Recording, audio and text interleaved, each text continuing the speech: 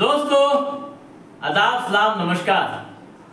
आज के एपिसोड में हम बात करेंगे असम मुस्लिम मैरिज बिल के बारे में। क्या है असम मुस्लिम मैरिज बिल, जिसको लेकर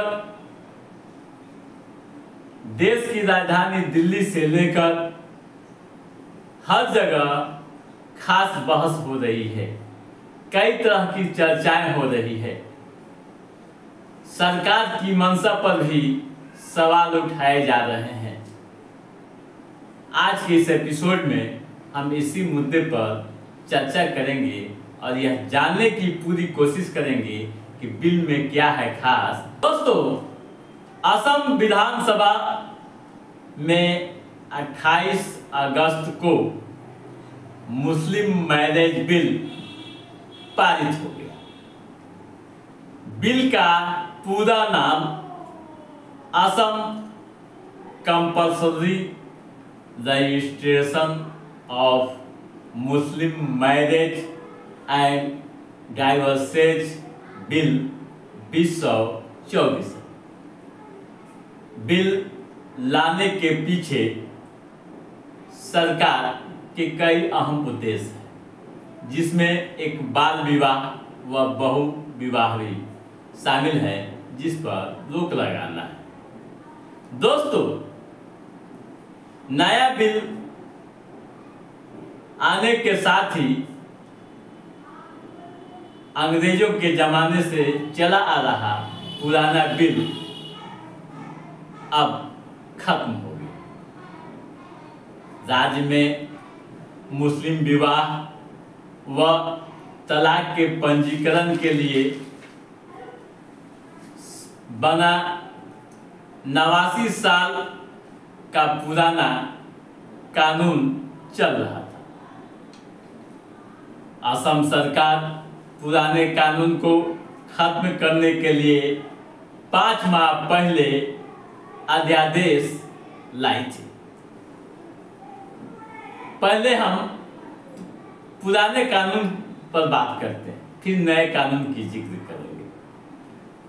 क्यों बदलनी पड़ी पुरानी कानून, आइए पहले इसको देखते हैं। दोस्तों, असम में अभी तक मुसलमानों के निकाह व तलाक का पंजीकरण अंग्रेजों के जमाने में बना असम मुस्लिम विवाह व तलाक पंजीकरण अधिनियम 1935 के तहत होता था। यह अधिनियम मुस्लिम पर्सनल लॉ बोर्ड के अनुरूप था। इस कानून के मुताबिक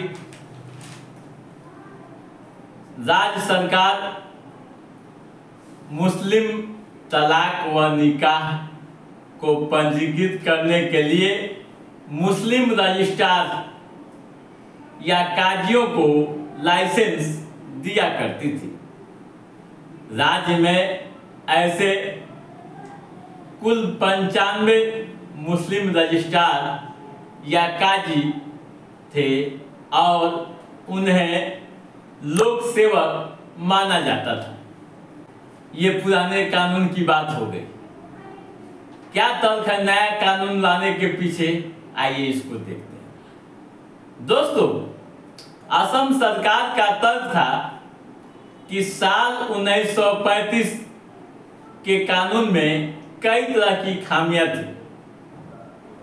21 साल से कम उम्र के लड़के व 18 साल से कम उम्र की लड़कियों की शादी की गुंजाइश थी।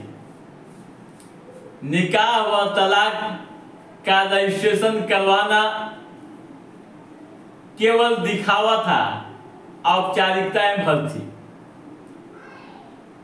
ये पुराने कानून की बात हो, ठीक है। अब आइए नए कानून में क्या है, इस पर बात करते हैं। दोस्तों, नए कानून के मुताबिक अब मुसलमानों को निकाह व तलाक का रजिस्ट्रेशन कराना अनिवार्य होगा। पुराने कानून के तहत रजिस्ट्रेशन की आवश्यकता नहीं थी, अनिवार्यता नहीं थी, ऐच्छिक थी। मन किया तो कराए वरना छोड़ दिया, लेकिन अब अनिवार्य हो गया। नए कानून में काजियों की अब कोई भूमिका नहीं रह गई है। निकाह व तलाक के पंजीकरण के लिए रजिस्ट्रार कार्यालयों में जाना होगा। निबंधन पदाधिकारी के पास दोनों पक्षों को पंजीकरण कराने के लिए कम से कम 30 दिन पहले नोटिस देना होगा, आवेदन देना होगा। ठीक है, यही प्रावधान स्पेशल मैरिज एक्ट में भी है। ठीक है, अब शर्तें क्या क्या है, आइए अब इसको देखते हैं। दोस्तों, पंजीकरण के लिए शादी यानी निकाह या तलाक के पंजीकरण के लिए 7 शर्तें रखी गई है। क्या शर्तें हैं निकाह के लिए, आप सुन लीजिए, नोट कर लीजिएगा। निकाह से पहले लड़की की आयु कम से कम 18 साल, लड़का की उम्र कम से कम 21 साल होनी चाहिए। दोनों पक्षों की स्वतंत्र सहमति होनी चाहिए, यानी दबाव में नहीं। पंजीकरण से पहले लड़का या लड़की में से किसी एक का निवास उस जिला में होनी चाहिए। ठीक है, दोनों पक्षों के बीच पूर्व से कोई संबंध नहीं होना चाहिए, जो मुस्लिम कानून के अनुसार निषिद्ध है। ठीक है, ये शर्तें हैं। अगर आप झूठ बोलते हैं, गलत प्रमाण पत्र देते हैं, तो क्या होगा यह भी जान लो। दोस्तों, आपके द्वारा दिए गए दस्तावेज की जांच होगी। कोई भी नाबालिग पाया गया तो बाल विवाह निषेध अधिनियम के तहत कार्रवाई होगी। आपराधिक मामला भी दर्ज होगा। अगर कोई अधिकारी जानबूझकर या स्वेच्छा से पंजीकरण करता है और जरूरी कागजात को नहीं देखता है, नहीं समझता है, तो उस पर भी कार्रवाई होगी। क्या कार्रवाई होगी?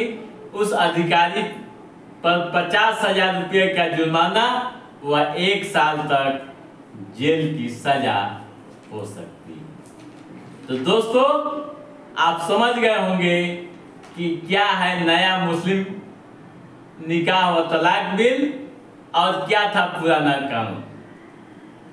तो दोस्तों, आज के इस एपिसोड में बस इतना ही। हमारा ये एपिसोड कैसा लगा आप लाइक और कमेंट करके हमें जरूर बताइएगा।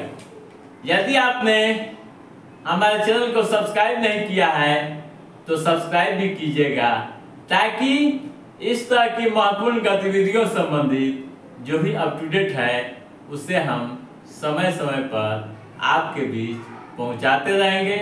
तब तक आप अपने दोस्त को दीजिए इजाजत।